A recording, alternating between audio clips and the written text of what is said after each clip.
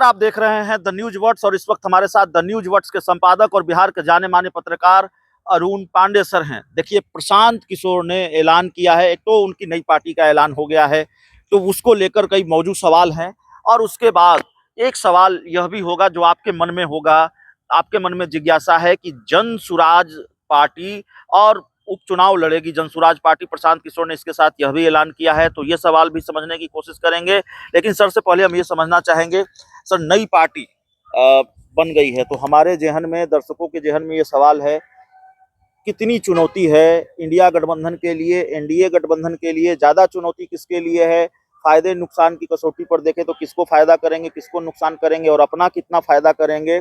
और क्या विधानसभा चुनाव की लड़ाई अब त्रिकोणीय हो गई है, एक तीसरी ताकत भी माने प्रशांत किशोर को? देखिए, अभी प्रशांत किशोर बिहार के चुनावी मैदान में एक नया प्लेयर के रूप में आए हैं। अब तक तो उनकी पहचान एक चुनावी रणनीतिकार की थी। कुछ दिन के लिए वो जदयू के उपाध्यक्ष भी बने थे, राष्ट्रीय उपाध्यक्ष नीतीश कुमार के खासम खास थे। अब रही बात नई, जो अभी जन स्वराज पार्टी का कल लॉन्चिंग हो गई, उसके पहले अध्यक्ष हो गए मनोज भारती।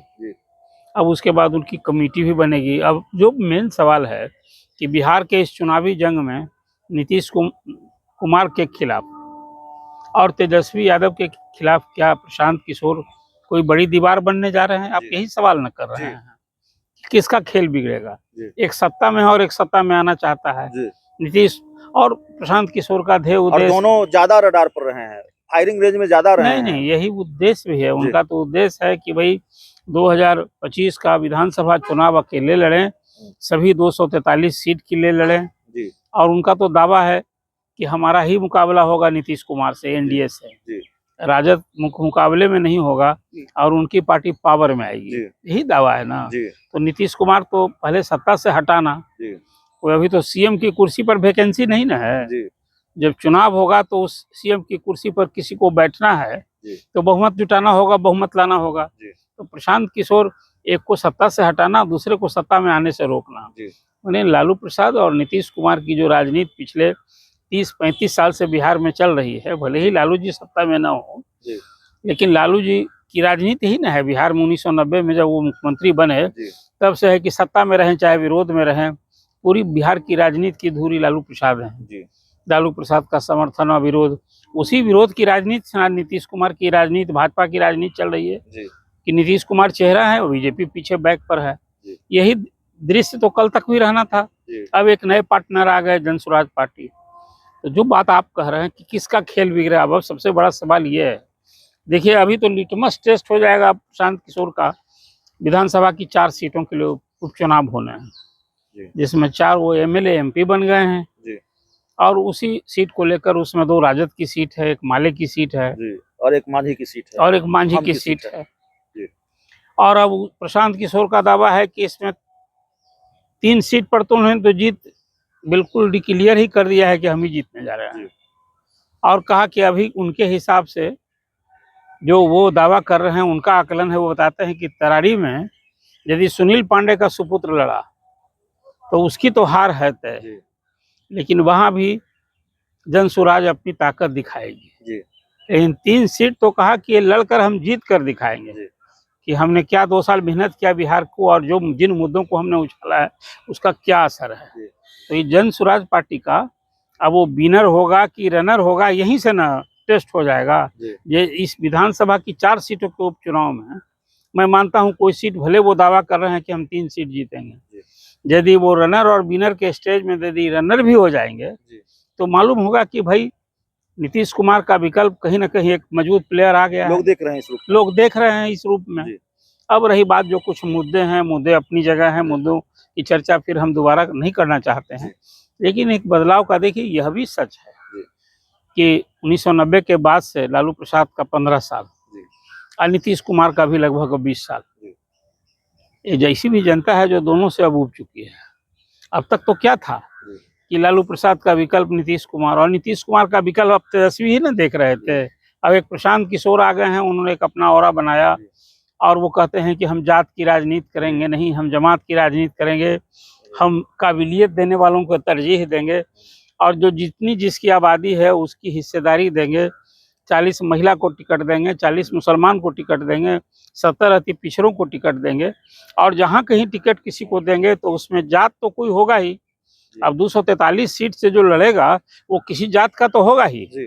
लेकिन उनका कहना है कि हम काबिलियत को देंगे। जैसे पहला अध्यक्ष जो बनाया है, अब देखिए बात ठीक है कि किसी की शैक्षणिक योग्यता, उसकी डिग्री राजनीति में बहुत बार मायने भी नहीं रखती है, लेकिन कुछ प्रयोग तो होता दिख रहा है। अभी मनमोहन सिंह प्रधानमंत्री हुए, उनका करियर किसी से छिपा है?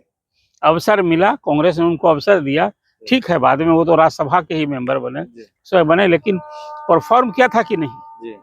आज देश में अभी प्रधानमंत्री हैं भले नरेंद्र मोदी, लेकिन कई इस तरह के लोग का जिसका बैकग्राउंड रहा है, करियर रहा है। आज रेल मंत्री हैं अश्विनी वैष्णव, उनका क्या कौन सी राजनीति की है? तो कुल मिला जुलाकर प्रशांत किशोर ने जिस एक अध्यक्ष मनोज भारती को लाया है, वो बताइए मधुबनी जिला के रहने वाले हैं, IAS रहे हैं, नेतरहाट से पढ़े लिखे हैं, IITN हैं। एक पढ़ा लिखा है आदमी तो कम से कम उसकी समझ सूझ को तो आप कुछ नहीं कर सकते हैं। उनकी पूरी टीम में इस तरह से लोग कैंडिडेट होंगे। उनका तो कहना है कि 200 हमारा कैंडिडेट जो होगा वो पहली बार चुनाव लड़ने वाला होगा और क्षेत्र में उसकी काबिलियत, उसका इमेज का वो धनी होगा। आप लोग सिर्फ जो पार्टी पॉलिटिक्स से जुड़े लोग हैं उन्हीं का चेहरा देखते हैं। यही तो उनकी राजनीति है कि भाई लालू नीतीश से अलग हमको एक बड़ी रेखा खींचना चाहते हैं। मनोज भारती उनके अध्यक्ष हो सकते तो किसी ने उम्मीद नहीं की थी। एक IFS अधिकारी रहा, मंच पर वही बात आप ठीक कहते हैं, इसमें भी वो सजग हैं। कहते हैं कि भाई हम पार्टी जब चलाए हैं तो जो लोग हमारे पास आ रहे हैं उनको आने से हम कैसे रोक सकते हैं, लेकिन हमारे यहाँ कोई वो डिसिसिव नहीं होंगे। हम उनके उस औरा से, व्यक्तित्व से हम अभिभूत नहीं हैं। हम पार्टी को चला रहे हैं तो लोग को देखते हैं कि जो हमें जिस निगाह से देख रहे हैं तो हम उनकी उम्मीद पर खरा उतरें, उनको हम निराश नहीं करें। ये मानते हैं कुछ ऐसे चेहरे हैं जो विवाद में भी रहे हैं, और राजनीति में भी और अपने सेवा काल में। अब उनकी पार्टी में जा रहे हैं तो इसके प्रति प्रशांत किशोर बताते हैं कि एक एक करके हमारा फीडबैक भी हम लेते हैं, और ऐसे लोगों को जो आप समझते हैं, जो लोग ये समझ रहे हैं अब ज्वाइन कर रहा है मेरे यहाँ, तो ज्वाइन करने से कैसे रोकेंगे। लेकिन ऐसे लोगों को जो आते हैं तो उनको साफ कहते हैं कि भाई आपका बेटा क्या करता है, आपकी बेटी क्या करती है। यदि वो कैरियर है, राजनीति में नहीं भी है, तो आप उसको सामने लाइए। और जो प्रशांत किशोर की टीम है ना, लोग से व्यक्तिगत बात भी करती है। तो कुल मिला जुला कर एक तस्वीर है राजनेताओं से, जैसा प्रशांत किशोर कहते हैं कि अभिभूत नहीं है। दूसरी, बिहार की तस्वीर बदलने के लिए उन्होंने एक अपनी कार्य योजना बनाई है, और आपने देखा कल मन से उन्होंने कई सारी घोषणाएं की है, कैसे गरीबी दूर करेंगे, कैसे रोजगार के अवसर बढ़ाएंगे, और कहते हैं कि शराबबंदी तो हम तुरंत समाप्त करेंगे। राइट टू रिकॉल पार्टी में ये पहली पार्टी है जिसमें जो JP ने कॉल दिया था कि राइट टू रिकॉल वो हम इंट्रोड्यूस करेंगे। अब देखिए अभी 14 महीने हैं चुनाव के, इतनी बात तो सही है कि एक बदलाव के प्रतीक के रूप में अभी प्रशांत किशोर चुनावी जंग में आए हैं। अभी बहुत कुछ परीक्षा से गुजरनी होगी। अभी 14 महीने में पहला टेस्ट है अभी उपचुनावी। आजा नहीं दीजिए, अब तो उपचुनाव की घोषणा नहीं हुई है, सारे लोग तैयार। सुरेंद्र यादव का घर परिवार से कोई लड़ेगा, जगतानंद सिंह के परिवार से कोई लड़ेगा, और फिर उसी तरह से मांझी जी के परिवार से लड़ेगा। सिर्फ माले की एक सीट जो खाली हुई है वहाँ माले का कोई कार्यकर्ता लड़ेगा। लेकिन दूसरी तरफ चर्चा है कि वहाँ सुनील पांडे जो XMLA हैं उनका सुपुत्र लड़ेगा। या फिर देख लीजिए कोई तस्वीर जो है, कुल मिला जुला कर मुझे लगता है कि प्रशांत किशोर ने एटलीस्ट, चाहे वो NDA हो या महागठबंधन, दोनों की बेचैनी परेशानी बढ़ा दी है प्रशांत किशोर ने। और जाहिर तौर पर न्यूज वर्ड्स देखते रहिए और सब्सक्राइब कीजिए, बोल दीजिए। जाहिर तौर पर एक बड़ा राजनीतिक घटनाक्रम है। न्यूज वर्ड्स को सब्सक्राइब करें और इसको देखते रहें, खबरों को